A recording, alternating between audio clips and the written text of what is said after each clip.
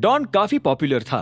तभी देवेन ने अभिनव की बात का सपोर्ट करते हुए फोन पर कहा, मेरे हिसाब से ये सही कह रहे हैं, हमें एक ही बार में सब कुछ सेटल कर लेना चाहिए। देवेन की बात सुनकर अरबाज फिर से कुछ देर के लिए चुप हो गया। उसे समझ नहीं आ रहा था कि अब उसे क्या करना चाहिए। आखिर में जब उसे कोई रास्ता नजर नहीं आया तो उसने कहा, ठीक है तो फिर यही करते हैं। उधर से अभिनव ने पूछा, तुम लोग कौन से रूम नंबर में हो? 276। देवेन ने तपाक से जवाब दिया। अभिनव ने फोन के स्पीकर को कसकर दबाया ताकि बाहर आवाज न जाए और रंजन की तरफ पलटकर बोला, 276।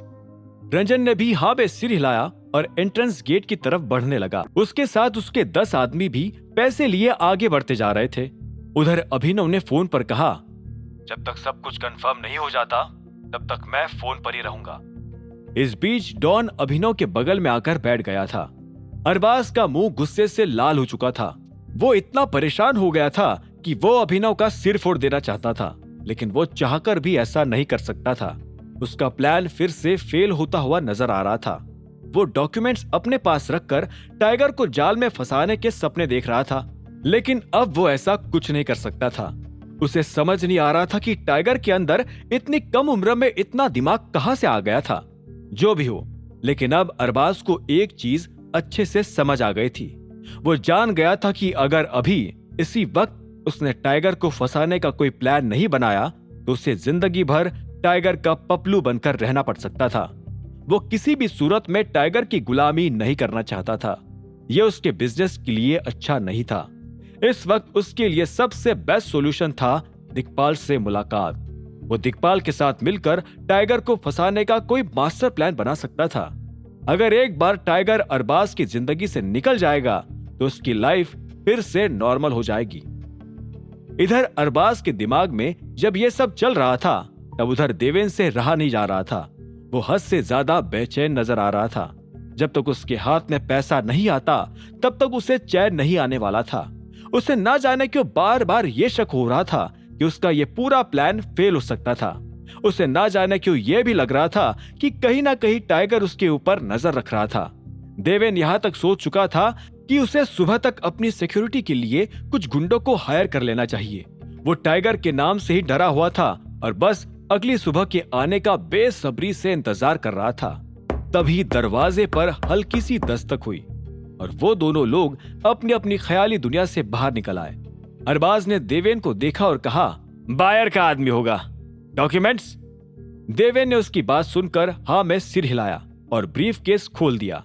उसमें से उसने एक फाइल निकाली और अरबाज की तरफ बढ़ा दी। अरबाज ने उसे एक पल के लिए देखा और उसके बाद दरवाजे की तरफ बढ़ने लगा। दरवाजे की दूसरी तरफ रंजन पैसों के साथ अरबाज का इंतजार कर रहा था।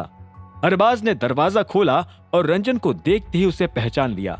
जैसे उसकी नजर रंजन से मिली तो एक पल के लिए उसके दिल की धड़कन बंद हो गई। वो ये भी समझ गया था कि टाइगर आसपास ही कहीं है।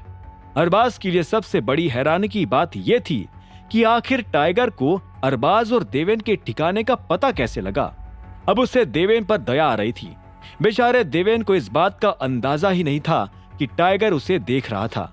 देवेन की जिंदगी बर्बाद होने की कगार पर पहुंच गई थी।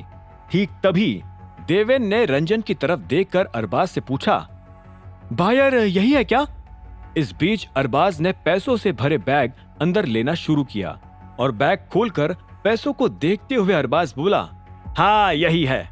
यह सुनते ही देवेन के चेहरे पर भी एक बड़ी सी मुस्कान आ गई और वो भी पैसों का एक बैग खोलकर देखने लगा। जब उसने बैग में 500 के करारे नोट देखे तो उसकी तबीयत मस्त हो गई।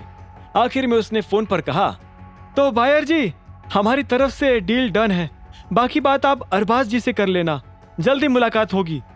इतना सुनते ही अभिनव ने फोन काट दिया।